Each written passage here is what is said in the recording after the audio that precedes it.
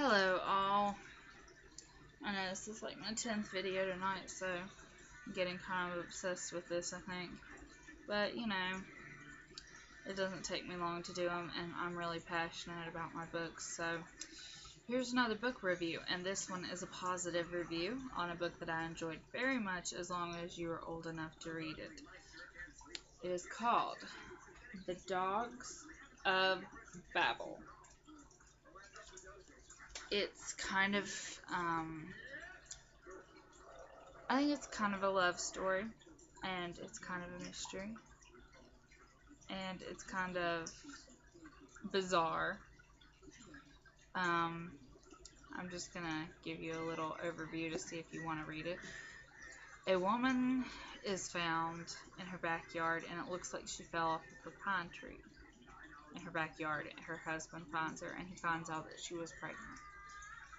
And they didn't rule it as a suicide, but as an accident, because she didn't jump. It was more like she fell off of it. And most of the time when people jump, their legs are broken. So they determined that this wasn't a suicide. Her husband believes it was a suicide. And it goes through their odd courtship, and the only one that saw what happened to her was their dog. So that's why it's called the Dogs of Babel. And he tries to get into this bizarre group that tries to make animals capable of speech. And in it, he finds the most horrifying things that you've ever seen and such. So he eventually just comes to realize that, what happened. If you like The Awakening, you will like this. And The Awakening is a classic. This is what I like to call a modern day classic, because it may not be popular right now, but 40 or 30 years down the road, somebody's going to pick this up and say, oh, this is going to be a good book for teaching. And it's going to be a classic, like The 13th Tale. This one is equally bizarre. And if you read The 13th Tale based off of my recommendation, read this. It's really good. And it's by Carolyn Parkhurst. So let me put that name up here just so that you can copy it down if you want. Carolyn Parkhurst, The Dogs of Babel.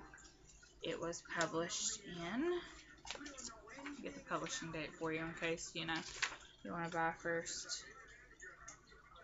Look at this one. This one is the first edition.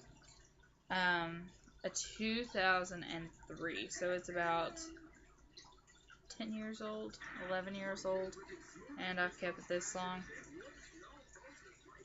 I really love it. It's about a widower, so, lonely men,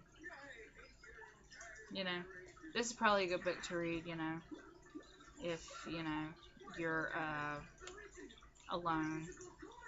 I think I read it when I was, like, 17 or 18, but my parents completely okayed it beforehand. They were the ones that bought it for me, because I've always been rather mature, and I've always read books that were a little advanced for my age. I think I read the whole set of Harry Potter when I was like, but I think I read the first 3 or 4 by myself when I was like 9. So it's kind of impressive, especially on the 4th one because it's so long. But it's kind of a book for an older generation, for an older reader. But and if you want it and you're under the age of 18, please ask your parents before you get it, okay? Because it does have sexual content in it. Not so much that it's so bad. Like, if it was a movie, it would probably be rated, it might be rated R. Probably PG-13 nowadays. And really, what kids don't watch R-rated movies a lot, so, come on. But, if your parents let you watch R-rated movies without closing your eyes at certain parts, you should be fine to read it. But it is a good book, so check it out. Modern day classic is what I like to call them when I find them and they're this good. You're definitely paying for quality. I don't know what you would pay nowadays, but back when I got it, it was $21.50. I mean $21.95. So, you know, and I would definitely read it again. I think I've read it twice. It's a really good book. So give it a shot, especially if you like the 13th Tale off of my recommendation. So, and please like, comment, subscribe.